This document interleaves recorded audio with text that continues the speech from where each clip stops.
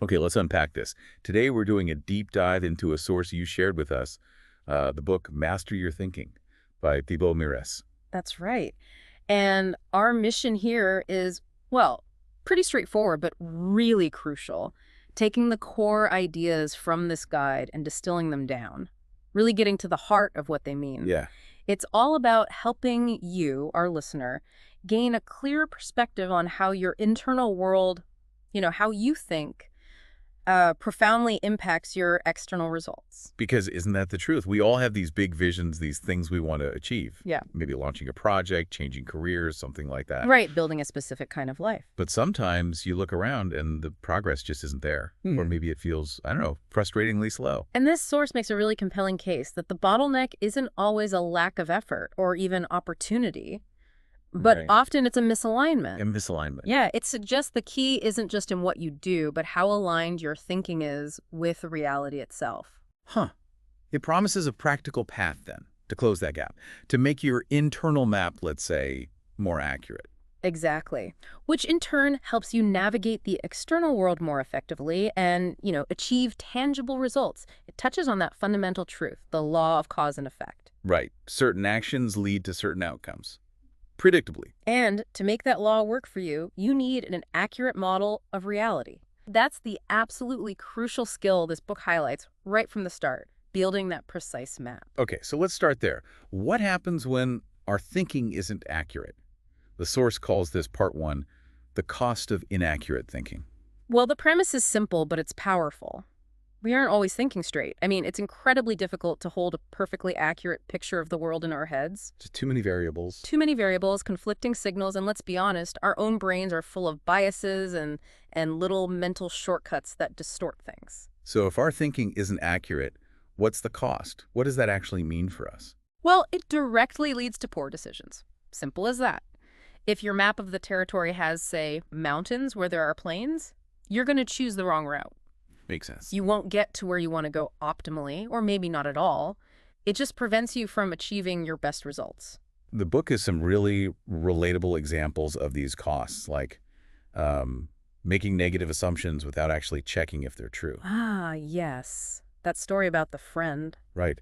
The friend who messaged a woman from a meetup event for advice. She didn't reply quickly, and his immediate thought was negative. He assumed she saw him as competition, right? Yeah. And was intentionally ignoring him. Yeah. And the reality? She was just sick. Simple as that.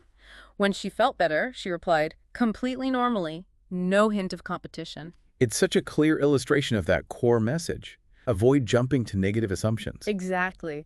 Actively search for the truth instead. Think about how much unnecessary stress and, frankly, misdirected energy that one assumption cost him. That feels so common, though, doesn't it? Our brains leap to the worst conclusions sometimes. What else? What other costs? Plain old wasted time. Diving headfirst into tasks without pausing to think first. Or just drowning in information. Yeah, consuming endless streams of information without a clear purpose. The book really pushes the value of taking just a few minutes up front. Right. Ask simple questions like, could I reuse something that already exists? Or is there someone more experienced I could ask? Or even just, who can help me with this? Exactly. Just asking who can help me. Before you even start can save hours, days, maybe even weeks. It redirects your energy smartly. It's about leveraging what's already out there, isn't it? Instead of trying to reinvent the wheel based on your own potentially inaccurate assumptions. Yeah. Okay, then there's the trap of unrealistic expectations. Oof, this one hits home for many, I think. Oh, definitely. Like buying a course on coaching and genuinely expecting to be a full-time coach, making a living in 3 months. Yeah, that sounds ambitious. That kind of expectation is built on a really flimsy model of reality. You haven't factored in all the steps, the learning curve, the actual time it takes to build a business or find clients. So when reality inevitably doesn't match that timeline. Discouragement is almost guaranteed, and that's when people give up. The source really emphasizes that unrealistic expectations are a major killer of dreams because they aren't grounded in what's truly possible in a given time frame. And finally, it just leaves you feeling overwhelmed, right? All this inaccurate thinking. Completely. We live in this sea of information. An inaccurate model means you can't tell the valuable signal from the distracting noise. You end up chasing every new shiny thing. Exactly. The book warns against getting caught up chasing every new tactic, trick, or gimmick. That's the noise. It leads to jumping from one thing to the next without making real progress. So what's needed instead? A sound, timeless strategy. Something based on principles that actually work over the long term. Less noise, more signal, more strategic focus. Okay, so we've seen the price tag of inaccurate thinking. That naturally leads us to the next question, part 2. Why is our thinking so often inaccurate in the first place? It's incredibly common, and the source doesn't shy away from that. We seem to be wired for snap judgments, and we fall prey to all sorts of biases. And a fundamental reason is holding on to poor assumptions. Yeah, assumptions that simply don't line up with reality. Often we don't even know we're holding them. Can you give an example? Sure. Assumptions about ourselves, like, I can't make money doing this thing I love, or I'm just not smart enough to learn that skill. Or about the world. Right, like money's evil, or it's impossible to build a successful business doing what I love, these kinds of things. And these aren't just passive thoughts, are they? The book shows how they actually dictate our actions. Precisely. They severely limit our possibilities. If you truly believe money is evil, deep down, you'll likely unconsciously sabotage any effort to accumulate wealth. Or that example about the boss's idea limiting someone's career. Exactly. A single, unchallenged, maybe even casually mentioned erroneous assumption restricted their potential trajectory for years. Challenging these deeply held assumptions is absolutely foundational. It's like we build our whole world on a faulty blueprint sometimes. What about external influences? Do they mess with our thinking too? Oh, massively. The media, for one. The source points out how media reporting often has a negativity bias. Because bad news gets clicks. Basically, yeah. Bad news grabs attention. But this can lead us to genuinely believe the world is far worse off than it actually is. Like that statistic Hans Rosling highlighted in Factfulness about extreme poverty. That's such a powerful data point. How few people realize that extreme poverty has almost halved in the last 20 years, believing the world is just constantly declining. Even if it's not entirely accurate. Right. That has a real cost. It can drain hope, lead to cynicism, and even make us focus on solving the wrong problems. That's a direct consequence of inaccurate perception fueled by external sources. And the people we surround ourselves with. Our friends, peers. Huge influence. Pessimistic friends can, pour cold water on your dreams and reinforce your limiting assumptions. Whereas positive people. Positive, proactive people can inspire you, share valuable insights, maybe model more effective ways of thinking. The source is clear. Surround yourself with the right people because their thinking definitely affects yours. Okay, and then there's our own experiences. And how we interpret them. That sounds key. Yes, experience is basically reality giving you feedback. Taking action gives you information you didn't have before. But the interpretation matters. Hugely, because how you interpret that feedback is filtered through your existing assumptions, so it gets cyclical. Like a loop. Exactly. You act, you get feedback from reality, you interpret it based on your assumptions. That interpretation reinforces or maybe slightly refines your model of reality, which then influences your next actions. If your initial assumptions are way off, that loop can just keep you stuck. Which brings us neatly to those pesky things called cognitive biases. The mental shortcuts our brains take that often lead us astray. Yes, the book dives into several key ones. First up, the self-serving bias. That's the one where we take credit for success, but blame failure on outside stuff. You got it. Instinctively attributing your successes to your own brilliance, I worked hard, and your failures to external factors, the market was bad. So how does the book suggest we counteract that? It feels pretty natural. It does. The suggestion is to consciously shift focus. Instead of fixating only on the short-term result, focus on the process itself. Did I do what I planned to do? Right. What could you improve about the process regardless of the immediate outcome? And importantly, stay genuinely open to feedback, especially critical feedback, which your ego really wants to dismiss. That is hard. Speaking of egos clinging to things, the sunk cost fallacy is a big one, isn't it? Oh, incredibly powerful. Making decisions based on what you've already invested time, money, energy, rather than what makes the most sense right now. Like sticking with a failing business because you've put so much in. Exactly. Or refusing to change a book cover that clearly isn't selling because you paid a lot for the original design. Or staying in a relationship that isn't working because of all the time already invested. The book offers a brilliant tool for this, though. Zero-based thinking. Yes.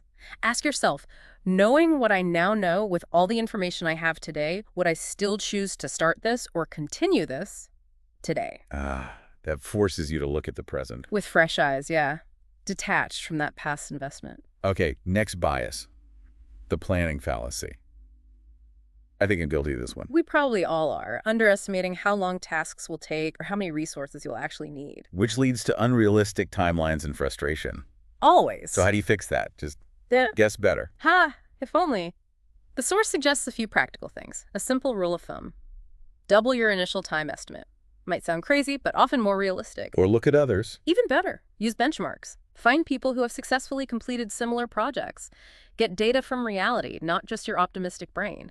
Build in a buffer. Okay. And survivorship bias. That sounds like focusing only on the winners. Precisely. Only looking at the successful examples the successful startups say, and ignoring the vast number of failures. So you think, well, they made it work, so my chances must be pretty good. Exactly. While ignoring the, 90+% that failed, this leads you to wildly overestimate your probability of success if you only look at the survivors. So you need to understand the actual probabilities, not just the inspiring stories. Right. The book isn't dismissing luck, especially short-term luck, but long-term success is far more about probabilities. It's about building that accurate model of reality and taking consistent, informed action based on it. Okay, beyond biases, the ego seems like a major source of inaccurate thinking too. What are its favorite traps, according to the book? Well, living in denial is a big one. Just refusing to see reality as it is because the truth is uncomfortable or maybe challenges your self-image. The ego wants to protect itself. It wants things to stay the same or believe a comfortable lie. You have to be willing to look objectively at your situation, even when it's painful, if you actually want to change it. Refusing to ask for help feels like another classic ego trap. That feeling of, I should know this already. Or asking makes me look weak or ignorant. Yeah. And what does that cost you? So much time and wasted energy trying to figure things out alone. The book points out that successful people actively seek help and expertise. Letting go of needing to look perfect. Exactly. It allows you to learn and grow much faster, refining your model with valuable external input. What about avoiding failures? The ego sees failure as a personal indictment, right? Like, I failed, therefore I am a failure. Yeah, that stinks. The source reframes this perfectly. You don't fail, you tried something that didn't work. Failure is simply feedback. Just data from reality. Exactly. It's a necessary data point to adjust your trajectory. If you avoid failure, you avoid the feedback loop you need, refine your model, and find what does work. You kind of need to embrace failure as information. And blaming others. Or circumstances. The classic victim mentality. Playing the victim means giving away your personal power. Because if someone else is always the problem. Then you feel powerless to change things. The source really emphasizes taking responsibility even for difficult situations, because that act immediately empowers you to start looking for solutions and ways to improve your circumstances. Wow, okay. That's a lot working against us thinking accurately. Yeah. What about emotions? Do they get in the way too? Absolutely. Disempowering emotional states, feeling defeated, anxious, feeling like a failure, they don't just feel bad, they actively cloud your judgment. And drain your motivation. Completely. They prevent clear thinking, whereas positive states, well, they tend to lead to more creativity, energy, and resourceful thinking. So managing your emotions isn't just about feeling better? No, the book highlights that cultivating self-compassion and learning to manage your emotional states better is essential for making sound, rational decisions based on reality, not just, fear or despair. The exercises mentioned, like remembering past emotions faded or visualizing gratitude, they're practical tools for that. Yeah, practical ways to get some perspective and regulate your state. And finally, the source touches on common disempowering thought patterns, like Yeah. generalizations. Overgeneralizing, I always mess up, I'll never succeed, or all or nothing thinking, if this one thing doesn't work, I'll never be happy. Or catastrophizing, imagining the absolute worst case scenario. Yeah, like, my boss gave me some constructive feedback, I'm definitely going to get fired and end up homeless. Wow. These are all classic distortions of reality that inaccurate thinking fuels. They trap you in these rigid, often false narratives. Okay, so we've covered the heavy lifting, the cost of inaccurate thinking, and all the internal and external forces that make it so darn common. How do we flip the script? Part 3 is about aligning yourself with reality. Right, and this is the core principle. Accepting reality as it is, not as you wish it were or think it should be. Reality. It Just is. It can't be wrong. Exactly. It's the ultimate feedback mechanism. Resisting it, arguing with it, wishing it were different, that's living in denial, and that's fundamentally inaccurate thinking. You have to start by acknowledging what is. And a really practical reframe the book suggests is shifting from should thinking to could thinking. Oh, this is so powerful. I should be making more money by now.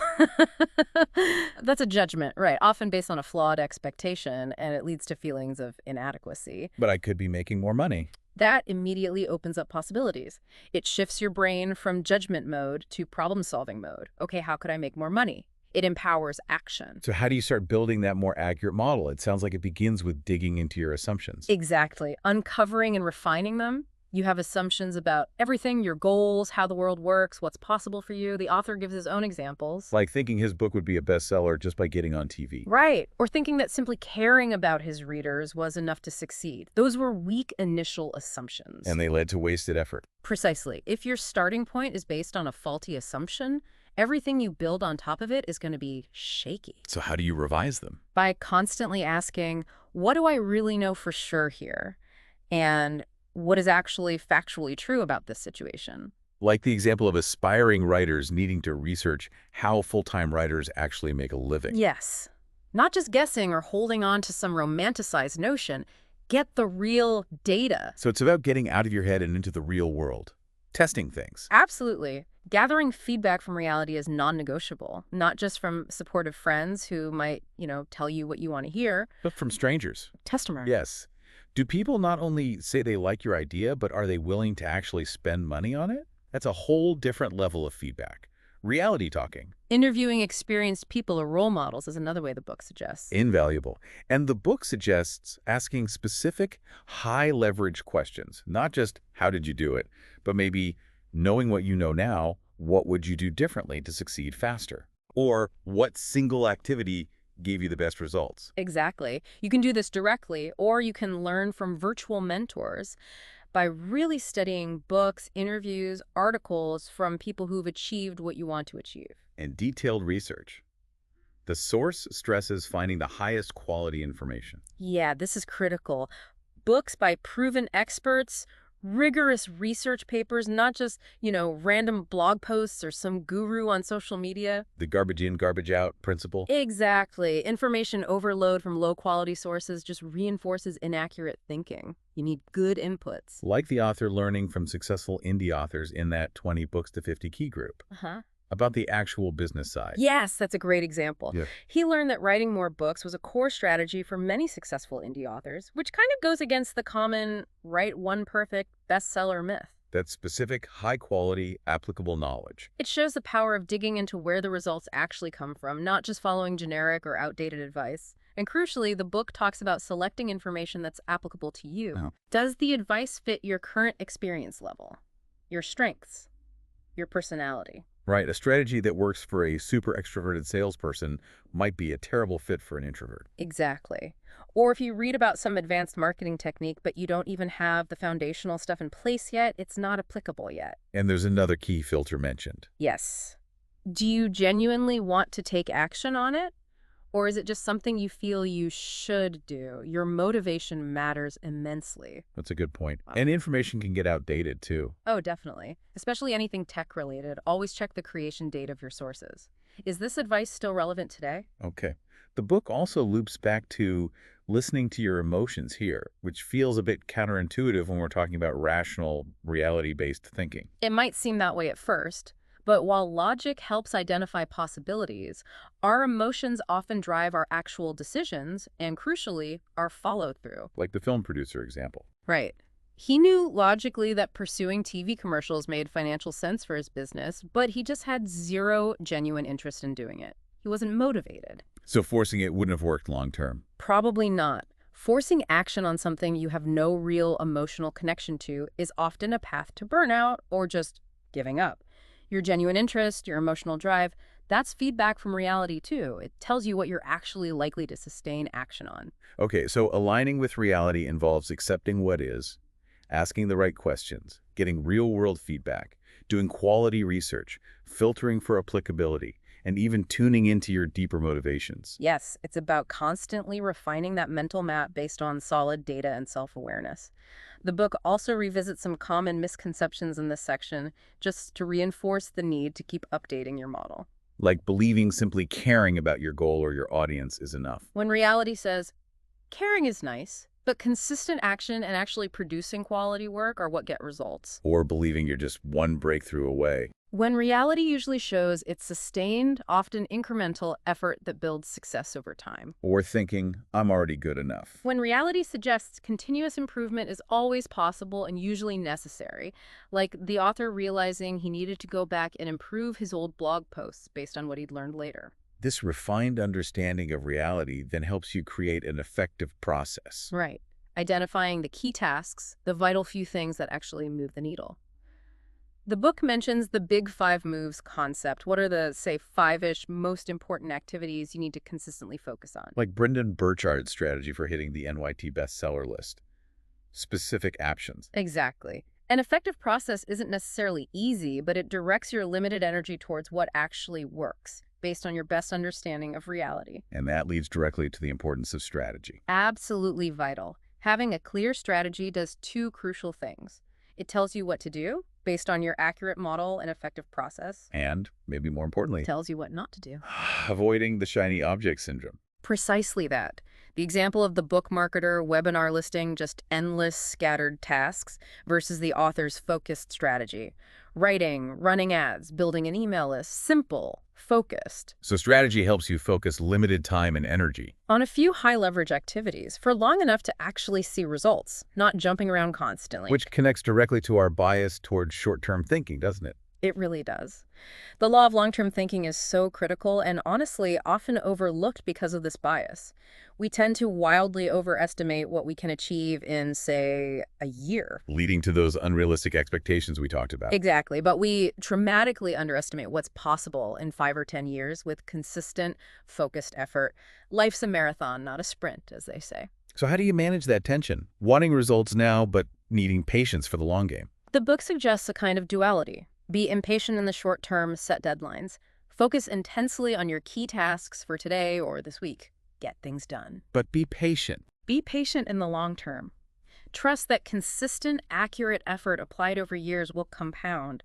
The results can be far beyond what you can imagine right now. It's about loving the process itself. Yes. Finding satisfaction in the daily work, the learning, the iterating, rather than just obsessing over some distant future outcome. The journey itself has to become the goal, in a way. And part of that is letting go of FOMO, the fear of missing out. Absolutely. Saying no to things that aren't part of your core strategy is essential for focus. You simply can't do everything. The 12-week year concept is mentioned as a tool for this. Yeah, treating 90 days as a kind of year to create that short-term urgency within a longer-term plan, it can help. And that practical 7-step method for approaching tasks. Check validity, simplify, ask for help. Right. Batch, automate, systemize, all ways to ensure your daily action is efficient and aligned with your overall strategy. Wow, okay. That's a really comprehensive path to aligning with reality, which moves us neatly to the final section, part 4, empowering your model of reality. Because just knowing this stuff isn't enough. Right. Not at all. You need to act, feel confident enough to act, remove those mental blocks that stop you. Theory without action doesn't get results. So it's about bridging the gap between knowing and doing. Exactly. And consistent, effective action requires removing internal resistance and building genuine belief.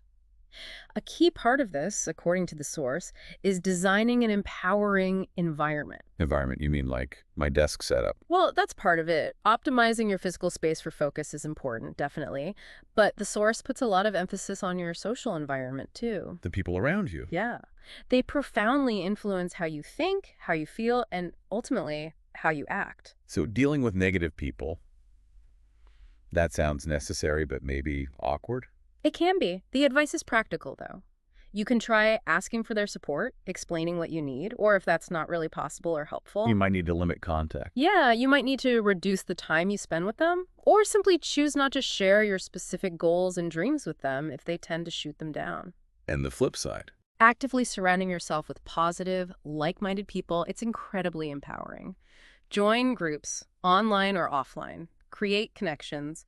Find mentors. hire coaches. Mentors feel like a recurring theme throughout this source. They really are highlighted as incredibly valuable investments. They can provide crucial mindset shifts, offer specific guidance based on their hard-won experience. Save you years of trial and error. Potentially, yes.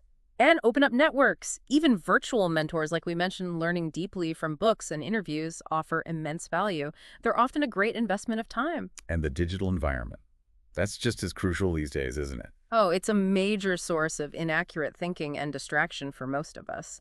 The source basically advocates for aiming for zero distraction, or as close as you can get. Turning off notifications. Using software to block distracting feeds or recommendations, ruthlessly unsubscribing from endless newsletters that just add noise. The book challenges you. Try a truly distraction-free morning and just see the impact on your focus and thinking. Okay, so environment sets the stage.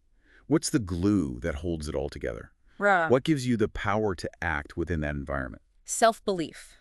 According to the source, belief is what gives you the energy and the courage to take action, especially when things get difficult or uncertain. And it's built how? Through repetition.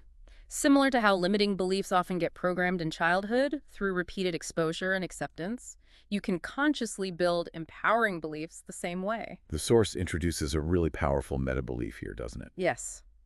Everything that happens to me and around me is happening for me. How does that work? It reframes challenges. Instead of seeing them as obstacles or evidence that you should quit, you see them as opportunities for learning and growth. It empowers you to seek the lesson, adapt your thinking, find a better way forward, rather than feeling like a victim of circumstance. And beliefs don't just reflect reality. The book argues they can actually influence it. Yes, by influencing your actions and your perception. If you genuinely believe something is possible, you're far more likely to take the specific actions that might make it possible. And you spot opportunities you might have missed otherwise. Exactly. It creates a kind of positive feedback loop, making results feel easier to achieve or at least more attainable. So actively adopting empowering beliefs is key, like believing you can improve over the long term. Absolutely. And confidence isn't some mystical trait you're born with. The book argues it comes from doing specifically, from doing what you promise yourself you'll do. Setting attainable goals and hitting them. Exactly. That builds self-trust. It reinforces the belief that you can make things happen.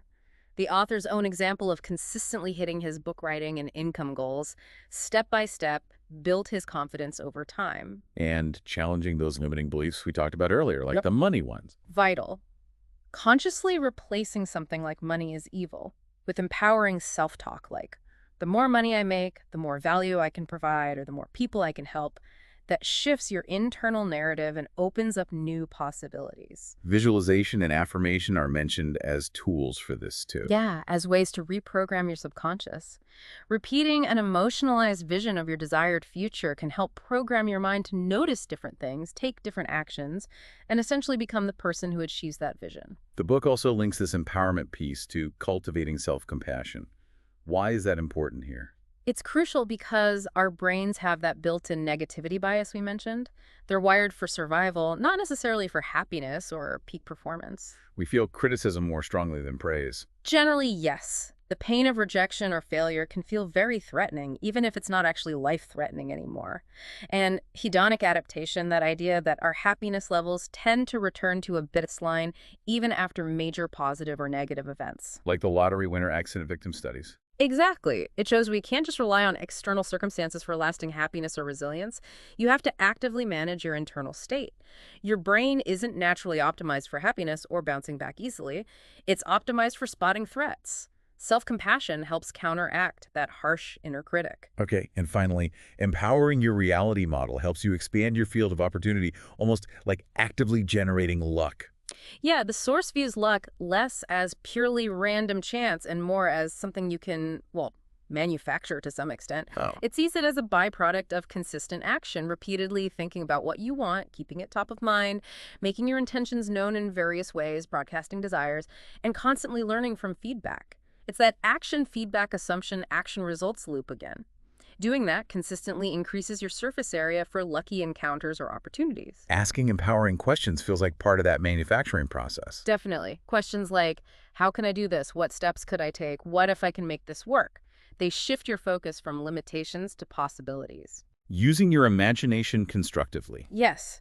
What if I can make a living doing what I love? That kind of question opens up new avenues you might not have even considered if you were stuck in I can't thinking or limiting assumptions. And then taking consistent action on those possibilities. That's how you test your assumptions against reality. And when you find something that works, the source is really clear. Double down on it. Focus your energy there. Even if it means saying no to other shiny objects. Especially then. That focus action, based on real feedback, is what generates momentum, results, and often more opportunities. And leveraging gratitude is the final piece of this empowerment puzzle. It's presented as an incredibly powerful force. It changes your perception, shifts your emotional state almost instantly, fuels positive energy, and, some argue, can even attract opportunities by changing how you interact with the world and what you notice. The idea isn't needing more to be grateful. No, it's often about appreciating what you already have right now.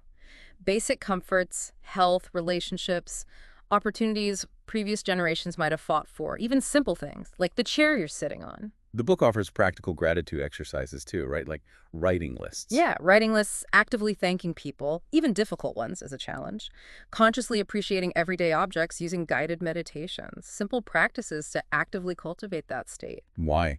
What's the payoff? They're all designed to shift your focus and energy towards the positive, reinforcing an empowering model of reality, making you more resilient and open to possibilities. Okay, so bringing it all together then, this deep dive into master your thinking has really taken us on quite a journey, from recognizing the significant cost and, wow, the many subtle reasons behind inaccurate thinking. Yeah, all those biases, ego traps, emotional distortions, external influences.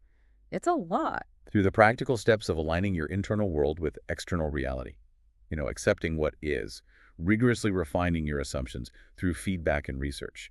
Building those effective processes and strategies, committing to that long-term perspective. And finally, to actively empowering your approach, consciously shaping your environment, cultivating that resilient self-belief, practicing self-compassion. Taking consistent, informed action and leveraging the power of gratitude. It's a powerful framework, really. Moving from being kind of limited by a faulty mental model to actively building one that serves you, grounded in reality. Exactly. And the source isn't just theory. It emphasizes that it provides an action guide with exercises you can actually work through. Turning these concepts into practice, making that transition from just understanding it to actually implementing it. Which is where the real change happens. Absolutely. So as you, our listener, reflect on this deep dive and go about your week, here's maybe a final thought for you to ponder, something to connect everything back to your own experience. What is one key inaccurate assumption you suspect you might currently be holding on to,